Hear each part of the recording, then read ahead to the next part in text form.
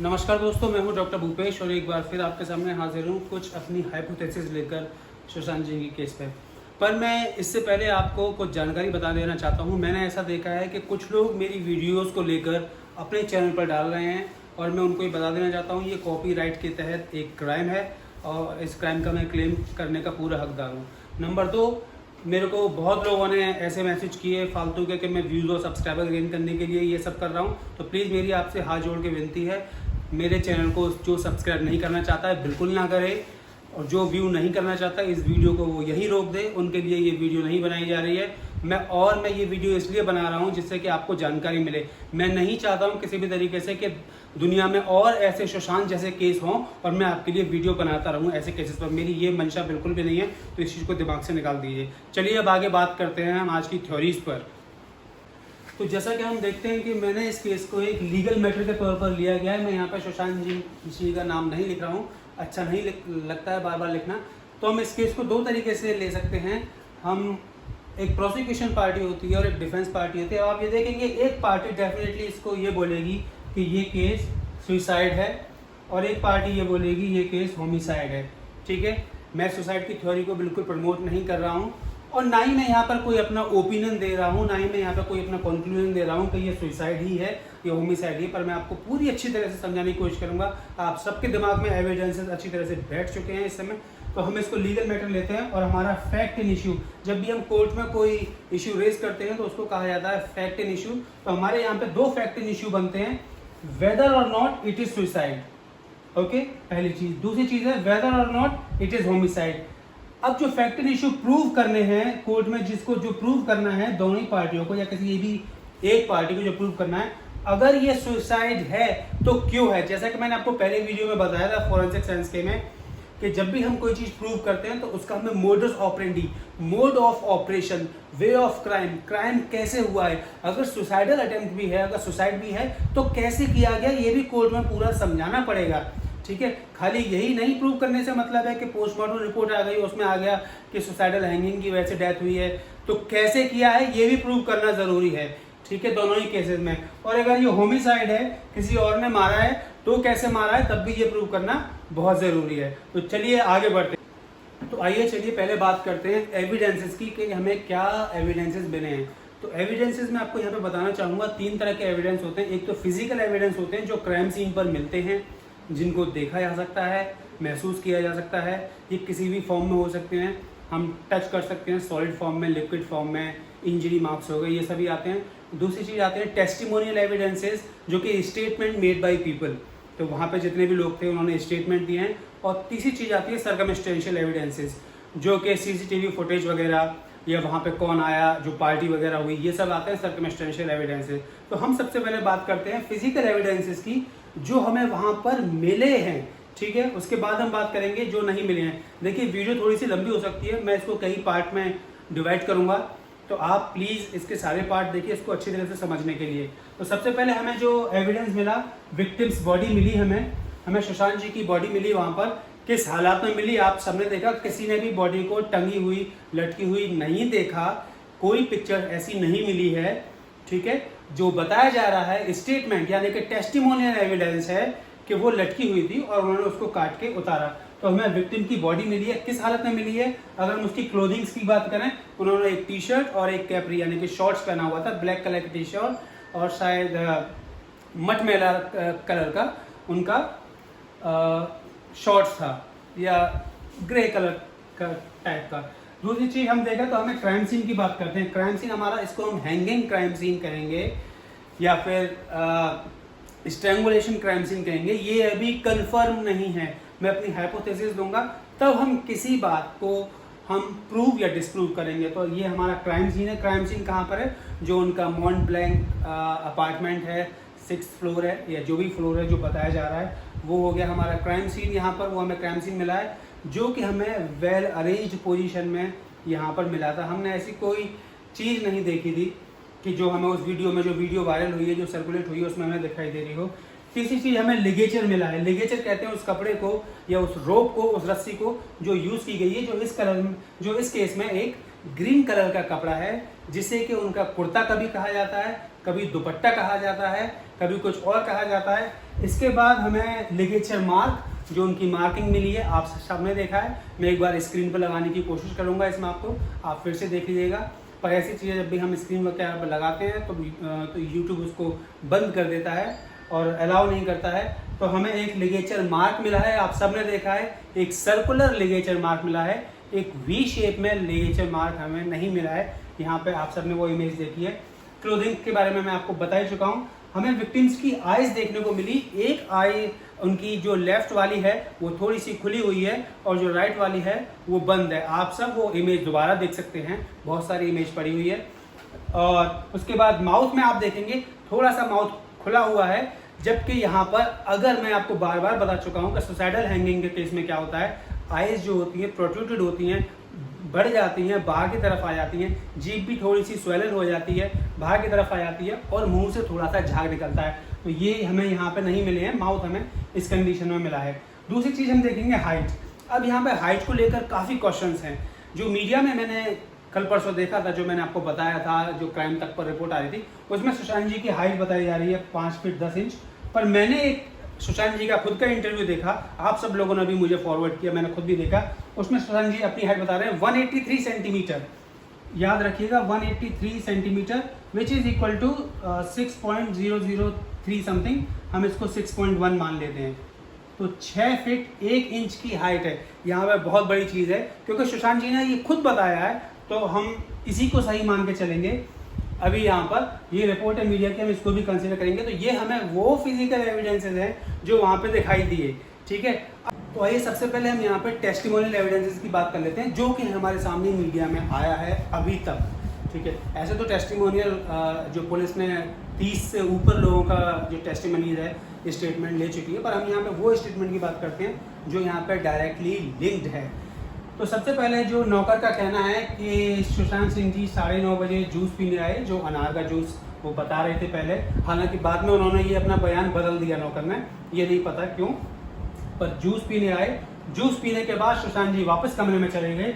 10 से 10:30 के बीच जो है नौकर दरवाज़ा खटखटाता है और अंदर से कोई आवाज़ नहीं आती है। वो कॉल भी करता होगा, अंदर से कोई आवाज़ नहीं आती है। उसने उनकी सिस्टर को कॉल किया, जो कि मुंबई में ही रहती है, तकरीबन आधे घंटे की दूरी पर। सिस्टर ने भी फिर कॉल किया होगा, वो आती हैं कि दरवाज़ा नहीं खुल रहा है, कोई भी यहाँ पर तोड़ने की कोशिश नहीं करता है। मैं इसको बाद में लूँगा, मिसिंग लिंक्स में लूँगा। और फिर सिस्टर आती हैं, वो एक चाबी वाले को बुलाती हैं, ठीक है, एक लॉक स्मिथ को बुलाती हैं। लॉक स्मिथ आता है, लॉक स्मिथ को आने में भी बिल्कुल टाइम लगा होगा, 15 से 20 मिनट या आधा घंटा। और सर्च करना, जो कि मैं आपको पहली वीडियो बता चुका हूँ कि लॉक स्मिथ वाले को सर्च करना गूगल पर या कहीं सर्च इंजन से, उसका नाम पता लेना, नंबर लेना, उसको कॉल करना और उसका अवेलेबल होना। ऐसा ही नहीं कि उन्होंने एक ही बार में चाय वाले का नंबर लिया होगा, उनको मिल गया होगा, उन्होंने कॉल कर लिया होगा। डेफिनेटली उन्होंने कोशिश की होगी, बहुत सारे नंबर उन्हें मिले होंगे, अलग अलग कॉल किए होंगे, क्योंकि ये कोरोना का समय चल रहा है, हम सब जानते हैं, और कितनी प्रॉब्लम में है सब। तो उन्होंने कॉल किया होगा, चाबी वाला आता है, उसको तकरीबन 40 से 45 मिनट ये डुप्लीकेट की बनाने में लगते हैं और उसके बाद दरवाज़ा खुल जाता है। और दरवाज़ा खुलने के बाद जो 6 लोग हैं, 6 लोग का मतलब 2 नौकर, 1 कुक, 1 सिस्टर, 1 फ्रेंड उनका सुशांत जी का और 1 चाबी वाला, इन 6 लोगों का एक ही स्टेटमेंट है कि उन्होंने सुशांत जी की बॉडी को झूलते हुए पाया, जो कि उनका पंखा, मैं पहली थ्योरी में आपको समझा चुका हूँ, उनका पंखा जैसा कि पुलिस ने बताया कि थोड़ा साइड में है, तो उन्होंने सुशांत सिंह की बॉडी को उस कपड़े से लटके हुए झूलते हुए पाया और उन्होंने तुरंत कपड़ा काटा और बॉडी को नीचे लिटाया। अब तक की हमारी ये बात है। तो अब बात करते हैं हम सर्कमस्टेंशियल एविडेंसेस की। यहाँ पे आप देखेंगे सर्कमस्टेंशियल एविडेंसेस में हमें क्या मिला।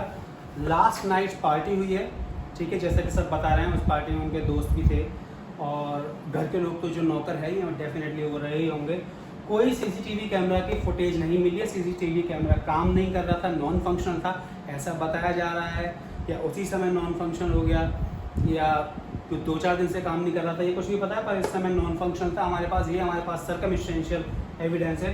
तीसरा जो की मिसिंग है, जो चाबियाँ मिसिंग है डुप्लीकेट की, अगर होती किसी के पास भी, सिस्टर के पास भी एक की होनी चाहिए थी डेफिनेटली, या किसी के पास भी, इतने सारे दोस्त हैं और वहाँ पर जो उनकी फ्रेंड हैं, सो कॉल्ड रूमर फ्रेंड हैं, वो आती जाती थी और बाकी के भी वो फ्लैट मेट थे, जिनका नाम लिया जा रहा है, जो फ्लैटमेट थे उनके पास भी एक चाबी रही होगी, क्योंकि हमेशा सुशांत सिंह जी तो रहते नहीं होंगे, तो कभी उनको अकेले भी आना पड़ता होगा, तो चाबी वो डुप्लीकेट की रही होगी, तो वो की भी मिसिंग थी। ये सर्कमस्टेंशियल एविडेंस है। जूस का ग्लास के बारे में फिर कुछ पता ही नहीं चला कि जूस के ग्लास में क्या था क्या नहीं था, या जूस का ग्लास था भी या नहीं था। ये बाद में स्टेटमेंट चेंज हो चुका है। नॉन करेस्पॉन्डिंग हाइट, जैसा कि मैंने आपको पिछली थ्योरी में समझाया था कि हाइट कहीं भी करेस्पॉन्ड नहीं कर रही है। ठीक है, आपने समझा था ना कि कुल जो पुलिस ने बताया कि बेड से लेकर जो पंखे की मोटर तक की हाइट है वो है 5 फीट 11 इंच, और सुशांत सिंह जी की जो हाइट है वो है 5 फीट 10 इंच। फिर मैंने आपको 2 फीट का बेड भी निकाल के दिखा दिया था। मैंने सारी हाइट को करेस्पॉन्ड करके आपको दिखाया, जो कि पॉसिबिलिटी नहीं बन रही थी। और अगर हम सुशांत सिंह जी की हाइट को 6 फीट 1 इंच ले लेते हैं या 6 फीट ले लेते हैं तो वो पंखे से ऊपर निकल गए। ठीक है, इसका मतलब था वो जब भी बेड पर खड़े होते थे, चाहे बेड कितना भी साइड हो, आप सबने वो वीडियो देखी है जो कपड़ा टंग रहा है, इसका मतलब अगर सुशांत सिंह जी बेड पे खड़े हो जाते तो उनकी गर्दन कट सकती थी। ठीक है, वो बार बार टकराते, तो ऐसा पॉसिबल नहीं लगता है। ये यहाँ पे हमारा मिसिंग लिंक है, आप इस चीज़ को ध्यान रखिएगा। नॉन करेस्पॉन्डिंग हाइट यहाँ पे आ रही है कमरे की। और एक जो सबसे बड़ी बात आ रही है, नॉन करेस्पॉन्डिंग लिगेचर मार्क। जो लिगेचर जो हमें हरा कपड़ा पाया गया है और जो मार्क मिले हैं वो हमें उस लिगेचर के मार्क जैसे नहीं लग रहे हैं कहीं से भी। ये as a forensic expert, as a forensic professor मेरा कहना है और बाकी सबका भी कहना है। चलिए आगे, तो चलिए सबसे पहले बात करते हैं। देखिए, मैं इसको हाइपोथेसिस कह रहा हूँ, ये कोई अब एजम्पशन नहीं है। एजम्पशन हम जब करते हैं जब हमारे सामने फैक्ट्स नहीं होते हैं। इस समय हमारे सामने फैक्ट्स हैं और इस समय हम एजम्पशन नहीं करेंगे, हम हाइपोथेसिस बनाएंगे। और hypothesis is not a conclusion. जो भी रिसर्चर्स मेरी इस वीडियो को देख रहे हैं, तो सारे रिसर्चर्स जानते हैं कि हम लोग नल हाइपोथेसिस बनाते हैं, जो कि बाद में प्रूव होगी या डिसप्रूव होगी। ये तो मैं यहाँ पे आपको स्टैट्स या रिसर्च नहीं पढ़ाने वाला हूँ, मैं आपको सिंपली यहाँ पे हाइपोथेसिस बनाता हूँ। सबसे पहले हम सुसाइड के हाइपोथेसिस को लेते हैं। जैसा कि अभी जो इन्वेस्टिगेशन में बताया गया है या जो चल रहा है कि कितनी पॉसिबिलिटी है कितनी नहीं है, मैं भी जानता हूँ आप इस थ्योरी से खुश नहीं होंगे, पर डेफिनेटली जैसा कि लॉ ऑफ एक्सचेंज है पहला प्रिंसिपल जो फोरेंसिक साइंस का है, और दूसरा है लॉ ऑफ प्रोबेबिलिटी। तो हमें according to law of probability क्या चीज़ प्रोबेबल है क्या चीज़ नहीं है, उस सब पर काम करना पड़ता है एज अ फोरेंसिक एक्सपर्ट। तो पहले हम सुसाइड पर काम करते हैं। उस पर हमने ये देखा कि सुशांत सिंह जी पिछले 6 महीने से 6 मंथ से डिप्रेस्ड थे। डिप्रेशन के बहुत कारण है, पुलिस उनको पता लगाने की कोशिश कर रही है, सबसे पूछताछ कर रही है कि वो आखिर इतने डिप्रेशन में क्यों पहुंचे या उन्होंने ऐसा कदम क्यों उठाया। वो डिप्रेस्ड थे, जिसके चलते उन्होंने सुसाइड कर लिया। तो उन्होंने सुसाइड किया, ये बात अभी पुलिस को पता चली कि सबसे पहले उन्होंने बाथरोब ट्राई की। अब आप ध्यान रखिएगा यहाँ पे मैं जो भी बोल रहा हूँ अच्छे से। उन्होंने बाथरोब ट्राई की, फिर बाथरोब से वो सक्सेसफुल नहीं हुए, बाथरोब टूट गई और वो सक्सेसफुल नहीं हुए। फिर उन्होंने उस ग्रीन क्लॉथ का जो इस्तेमाल किया जिसमें वो कामयाब हो गई।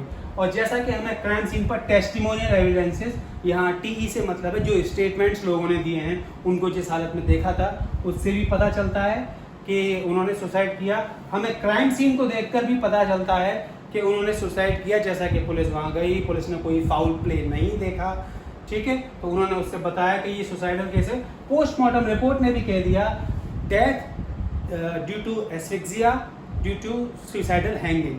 और हैंगिंग मैंने पोस्टमार्टम रिपोर्ट नहीं देखी है, उन्होंने कहा asphyxial death due to hanging. अब चाहे asphyxial death due to hanging का मतलब सुसाइडल हैंगिंग कहा, होमिसाइडल हैंगिंग कहा, पर उन्होंने एक चीज लिखी, there is no foul play, no injury marks, the body was fresh.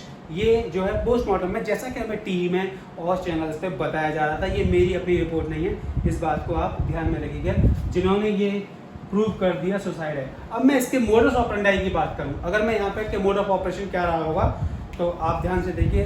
Sushant Singh ji आए कमरे में, जैसा कि जूस पीने के बाद वो आए और वो अपना प्ले स्टेशन भी खेल रहे थे, जो उनके मोबाइल से पता लगा।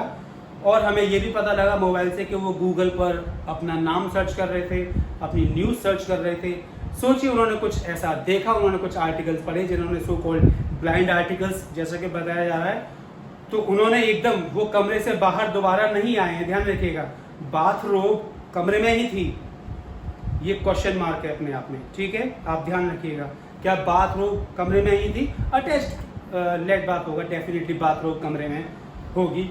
उन्होंने बाथरोब ली, अपना गला दबाने की कोशिश की, नंबर 1 चांस। मोडस ऑपरेंडी हमें पता लगाना है, तो लॉ ऑफ प्रोबेबिलिटी हमें इसमें भी अप्लाई करना पड़ेगा। इस मोडस ऑपरेंडी में भी हमें डिफरेंट लॉ ऑफ प्रोबेबिलिटी, अपना गला घोटने की कोशिश की, जो कि इम्पॉसिबल है। मैं आपको एक स्टोरी में बता चुका हूँ कि आदमी अपने ही अपना गला नहीं घोट सकता है। क्यों? क्योंकि एक पोजीशन ऐसी आएगी, ऐसा टाइम आएगा कि जब ऑक्सीजन इतनी कम हो जाएगी बॉडी में कि उसके हाथों की जो पावर है वो खत्म हो जाएगी और वो छूट जाएगा, तो अपने आप नहीं। तो उन्होंने क्या किया, उन्होंने बाथरोब को टांगा, और टांगने के बाद उन्होंने अपने गले में बांधा और उन्होंने खुद लटकने की कोशिश की, पर बाथरोब उनका वजन नहीं सह पाई और वो गिर गए, बाथरोब टूट गई। अब बात यहाँ पे थ्योरी पे जो कॉन्ट्रेरी है, कॉन्ट्रेरी ये आती है कि बाथरोब टूट गई, क्या उस टूटी हुई बाथरोब का एग्जामिनेशन किया गया? खिंच के टूटी है तो डेफिनेटली उसमें खिंचाव के जो मार्क्स होते हैं वो होने चाहिए यहाँ पर। और सुशांत सिंह जी गिर गए थे तो वो इंजरी मार्क्स किधर हैं? वो बेड पर गिरे, अगर वो बेड पर ही गिरे तो पहली वाली थ्योरी गलत हो जाती है कि वो सुसाइडल हैंगिंग जो है साइड में कर रखी थी उन्होंने, क्योंकि वो गिरते बेड पे क्यों? अगर पंखा साइड में था तो वो साइड में गिरने चाहिए थे, और अगर वो साइड में गिरे हैं तो उनके इंजरी मार्क्स, घुटनों पर काफ़ी इंजरीज आई होंगी, हाथ पैर कोहनियाँ भी छिल गई होंगी, हो सकता है सर भी दीवार में लगा हो सकता है कुछ और बॉडी का पार्ट लगा हो, तो वो डेफिनेटली वो गिर गए।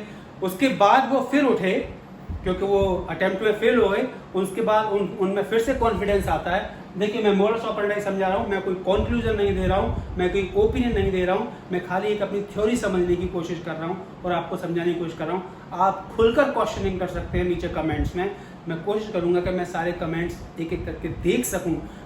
ये बहुत ही मुश्किल है क्योंकि हज़ारों में कमेंट्स आते हैं, ये बहुत मुश्किल है, पर फिर भी मैं पूरी कोशिश करूँगा। तो सुशांत सिंह जी यहाँ पर दोबारा उठते हैं, वो अलमारी में ढूंढते हैं कि और क्या कपड़ा है, पर मैंने आपको पिछली वीडियो में दिखाया कि अलमारी एकदम सेट है, कोई भी मिसअरेंजमेंट नहीं है क्राइम सीन पर, ठीक है, सब चीज़ अरेंज है। उनको ऊपर ही कुर्ता या दुपट्टा जो भी है वो रखा मिल जाता है, हम ये मान के चलते हैं मोडस ऑपरेंडी। बिल्कुल हम प्रूव करने की कोशिश करेंगे यहाँ पे कि ये सुसाइड है, ठीक है, पर हम देखते हैं हम कितना प्रूव कर पाते हैं, क्योंकि मैंने आपको बताया ना, fact in issue whether it is suicide और not. If suicide then how, if homicide then how. तो ये मोडस ऑपरेंडी हमें यहाँ पे प्रूव करना है। तो हमने क्या देखा कि सुशांत सिंह जी दोबारा उठे, उन्होंने अलमारी में बजाय ढूंढने के, क्योंकि अगर वो ढूंढते हफड़ दफड़ में आदमी अब क्राइम कर रहा है, वो एक बार रस्सी टूट चुकी है और बाथरोब टूट गई है, तो डेफिनेटली वो अभी बहुत घबराहट में होगा, उसको तुरंत कुछ ना कुछ निकालना है, तो कपड़े वपड़े इधर वितर होने चाहिए, ठीक है, नहीं है, उनको कुर्ता या दुपट्टा ऊपर ही रखा मिल गया।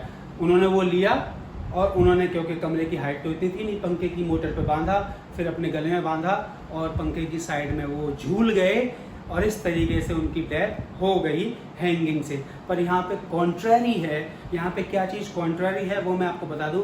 हैंगिंग के जो मार्क्स हैं, हमेशा जो सलाइवा ऊज आउट होता है वो नहीं है, जो टंग प्रोट्रूजन होता है वो नहीं है, ठीक है, बहुत सारे केसेस में नहीं भी होता है, मान लेते हैं। आइज प्रोट्रूडेड होती हैं वो नहीं है।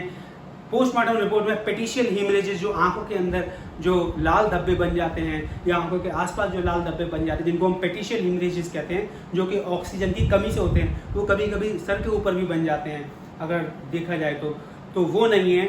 और पिछली बार जब वो बाथरोब से गिरे होंगे, बाथरोब तो टूट गई थी, टूटने का क्या मतलब है? कोशिश पूरी कर ली गई थी। टूटने का मतलब ये है कोशिश पूरी कर ली गई थी, आधे में नहीं थे, उन्होंने खींच कर नहीं तोड़ी बाथरोब, कोशिश पूरी कर ली गई थी, वजन नहीं सह पाई, बाथरोब टूट गई, वो इंजरी मार्क्स नहीं मिले हैं, ठीक है, जूस का ग्लास नहीं मिला है, ओके, और बाकी की जो टेस्टिमोनियल एविडेंसेस है कहीं भी वो फिट नहीं हो रहे हैं, तो मैं इस केस को इसलिए सुसाइड नहीं मान सकता। और दूसरी बात ये, जो लिगेचर मार्क, अब उन कपड़े की बात करते हैं, जो आपने लिगेचर मार्क देखा वो कितना सर्कुलर और कितना स्ट्रेट है, ये मैं बार बार अपनी वीडियोस में बता चुका हूँ, कितना स्ट्रेट सर्कुलर मार्क है। और यहाँ पे 3 डॉट मैंने आपको और दिखाई दी पिछली वीडियो में, 3 डॉट दिखाई दे रहे हैं, 3 इंजरी मार्क्स दिखाई दे रहे हैं, जो बहुत लोगों ने कहा किसी फॉक के हो सकते हैं या किसी भी चीज़ के हो सकते हैं। मुझे तो लगता है कोई ऐसा इंस्ट्रूमेंट या कोई बेल्ट जैसा, मैं आपको करके दिखाऊंगा, हालांकि यूट्यूब पर ये अलाउ नहीं है, मैं कोशिश करूंगा कि मैं कितना कर सकता हूँ, ठीक है, मैं आपको दिखाऊंगा। और यहाँ पर 2 जो गांठ के जैसे मार्क्स आ रहे हैं, जो गांठ नहीं है। अब नॉट कैसी होगी, मैं सुसाइडल को ही पहले प्रूव या डिसप्रूव करने की कोशिश करता हूँ। प्लीज़, ये वीडियो बहुत लंबी हो सकती है, मैं कह रहा हूँ मैं इसको एक ही बार में पूरी नहीं कर सकता हूँ, मैं अपनी थ्योरीज रखूँगा, तो आप देखिएगा। तो मैंने ये गांठ लगाई, मैं खुद हूँ, मैंने ये गांठ लगाई। मैं या तो लेफ्ट साइड में गांठ लगाऊंगा या राइट साइड में गांठ लगाऊंगा। मैं झूल गया और ये गांठ ऊपर की ओर आई, ये निशान यहाँ से लेकर यहाँ जाएगा, गांठ यहाँ बनेगी लेफ्ट साइड में ऊपर की ओर कान के पास, ना कि यहाँ बनेगी। आप समझ रहे हैं मेरी बात को? आप समझ रहे हैं ढंग से? उसके बाद दूसरी पोजीशन ये ले लेते हैं कि मैंने यहाँ से गांठ लगाई बॉडी इस साइड में, पर जैसा कि फोटोग्राफ में देखा है जो एलोंगेशन है वो थोड़ा सा इस साइड से, हल्का सा एलोंगेशन लग रहा है, इस साइड से नहीं है। और पंखे की भी जो आप कमरे की पोजीशन देख रहे हैं वो थोड़ा साइड इस साइड में झूले होंगे, उस साइड में नहीं झूले हैं। तो गांठ अगर मैं इधर से लगाता हूँ, और मैंने आपको एक रूल समझाया था, थंब रूल, कि नॉट के अपोजिट बॉडी हेड झुकता है। अगर मैं नॉट इस साइड में लगा रहा हूँ तो हेड इस साइड में झुकेगा, नॉट इस साइड में लगा रहा हूँ तो हेड इस साइड में झुकेगा, ये मैंने आपको बताया था। तो चलिए मैंने नॉट इस साइड में लगाई, कपड़ा खिंचा। अब क्योंकि पुलिस का कहना है कि हाइट इतनी नहीं थी, ठीक है, पार्शियल हैंगिंग की, मैं झुका, हैंगिंग की, फिर भी मैं झुकूंगा, बॉडी वेट तो पड़ेगा, तो गांठ ऊपर की तरफ जाएगी और ये निशान फिर से यहाँ पर आना लाजमी है, बहुत ज़रूरी है, जो कि हमें देखने को नहीं मिल रहा है। तो हमें सुसाइडल थ्योरी प्रूव करने में बहुत प्रॉब्लम हो रही है, बहुत कोशिश हो रही है। हालांकि पोस्टमार्टम रिपोर्ट, अब तक की पोस्टमार्टम रिपोर्ट, टेस्टिमोनियल एविडेंसेस और क्राइम सीन की जो इन्वेस्टिगेशन है वो ये साबित कर रही है कि ये सुसाइडल केस है। अब हम बात करते हैं नेक्स्ट थ्योरी पर, ठीक है? Thank you. तो आइए दोस्तों, हम बात कर चुके हैं सुसाइडल थ्योरी पर। अब हम बात करते हैं कि हम अपनी सुसाइडल थ्योरी को क्यों रिजेक्ट करते हैं, क्यों हम यहाँ पे सुसाइडल थ्योरी मानने को तैयार नहीं हैं। देखिए, मैं आपको पहले बता दूं कि मैं बहुत अच्छा एडिटर नहीं हूँ, मेरे को बहुत ज़्यादा वीडियो एडिट करना नहीं आता, तो मेरी वीडियोस बहुत ही सिंपल है। मेरा थंबनेल बहुत ही कैची नहीं हो सकता, जैसे कि लोग बनाते हैं कि चल गया कातिल का पता और ये सब, ये मुझ पर नहीं होता है। जो फैक्ट है वही मैं आपके सामने रख रहा हूँ, जैसे भी है, ठीक है? तो मैं सुसाइडल थ्योरी क्यों अपनी रिजेक्ट कर रहा हूँ, आप ये देख लीजिए। पहले, सबसे पहले तो हमारा जो लिगेचर है और लिगेचर मार्क है वो करस्पॉन्ड नहीं कर रहा है। जैसा कि मैंने आपको बताया कि लिगेचर यहाँ पे एक कपड़ा है, क्योंकि बाथरोब की तो थ्योरी गलत हो गई। और अगर बाथरोब की थ्योरी को हम मानते हैं तो क्या फॉरेंसिक एक्सपर्ट्स को या मेडिकल एग्जामिनर को क्या बाथरोब के मार्क्स यहाँ पर मिले, या बाथरोब के फाइबर्स यहाँ पर मिले, या उन्हें लिगेचर के फाइबर्स, इतना गहरा मार्क है, इतना डीप मार्क है, उन्हें लिगेचर के मार्क तो डेफिनेटली मिले ही होंगे, फाइबर्स तो मिले ही होंगे। और जो हमारा मार्क है वो सर्कुलर है, वो यू या वी शेप नहीं है। तो मैं इस थ्योरी को इस बात से ज़्यादा कोरिलेट नहीं कर पा रहा हूँ, इसलिए मैं इसको रिजेक्शन में मानता हूँ। हो सकता है कोई और पॉसिबिलिटी इन्वेस्टिगेटर्स के पास हो और वो इसको प्रूव कर पाएँ, क्योंकि मैं इन्वेस्टिगेटर नहीं हूँ, मैंने पूरी जानकारी नहीं देखी है, पर फिर भी मैं इसको रिजेक्शन में लेता हूँ। दूसरी चीज़, पोजीशन ऑफ द बॉडी। कोई भी टेस्टिमोनियल एविडेंस या कोई भी व्यक्ति ये बताने को तैयार नहीं है अच्छी तरह से कि आखिर बॉडी किस पोजीशन में पाई गई, किस चीज़ से उसको काटा गया, कैसे लिटाया गया और फिर पुलिस को कॉल किया गया। तो पोजीशन ऑफ द बॉडी मेरी जो सुसाइडल थ्योरी को रिजेक्ट करती है। दूसरी चीज़, यहाँ पर टेस्टिमोनियल एविडेंसेस ही आते हैं कि क्यों किसी एम्बुलेंस को तभी के तभी फ़ोन नहीं किया गया, क्यों उन्होंने अपने आप ही ये देख के सीधे पुलिस को बुला लिया लिटाने के बाद। और सीधे जब लिटा ही रहते तो एक आदमी को तुरंत एम्बुलेंस को फ़ोन करना चाहिए था, ठीक है? दरवाज़ा क्यों नहीं तोड़ा गया, ये भी अपने आप में एक अलग बात है, क्योंकि दरवाज़ा शायद बहुत महंगा था, वो सुशांत सिंह जी की जान से भी ज़्यादा महंगा था, इसलिए नहीं तोड़ा गया, या उस समय लोगों को समझ में नहीं आया उस समय, ये हो सकता है। पर मेरे ख्याल से दरवाज़ा तोड़ना चाहिए था, बजाय चाय वाले को बुला के टाइम वेस्ट करने के। 1, 1.5 या 2 घंटे पूरे उसमें वहाँ पे टाइम गया, तो क्यों ये टाइम ज़ाया किया गया, ये अपने आप में एक बहुत बड़ी बात है, ठीक है? मैं किसी पर इल्ज़ाम नहीं लगा रहा हूँ, मेरा किसी पर इल्ज़ाम नहीं है, मेरा कोई मैं जो न्यूज़ में चल रहा है माफिया ये वो, मैं किसी पर इल्ज़ाम नहीं लगा रहा हूँ। कल्प्रिट कोई भी हो सकता है, ठीक है? ये सुसाइड भी हो सकता है, ये बस प्रूव और डिसप्रूव करने की बात है यहाँ पर, ठीक है? दूसरी चीज़ है, स्टेटमेंट्स जो है हाउस मेंबर्स के वो बाद में पलट क्यों गए, जैसे कि नौकरों ने बयान बदल दिए, और ऐसे क्यों बयान आ रहे हैं, लास्ट की पार्टी के बारे में बयान क्यों नहीं आ रहे हैं, कौन कौन उस पार्टी में था, क्या क्या खाया गया, क्या क्या पिया गया, डेफिनेटली ड्रिंक्स भी हुई होंगी, क्या कोई इस तरीके का ड्रिंक या ऐसी कोई मेडिसिन या कोई ड्रग, ऐसा तो कुछ नहीं था। विकिपीडिया की एक थ्योरी आ रही है कि विकिपीडिया पे उनके मरने से पहले ही टाइम अपलोड हो गया था। मैं इस थ्योरी को थोड़ा सा यहाँ पे सही नहीं मानता। वो क्यों? क्योंकि यूटीसी टाइम की वजह से वो हो सकता है, पर हालांकि उस पर भी इन्वेस्टिगेशन हो रही है, लोग अपनी राय दे रहे हैं, कई यूट्यूबर्स अपनी राय दे रहे हैं कि कितना भी यूटीसी के अकॉर्डिंग टाइम लगा लो, पर वो टाइम फिक्स नहीं बैठता है। विकिपीडिया पर ये न्यूज़ 8:59 AM पर अपलोड हो चुकी थी।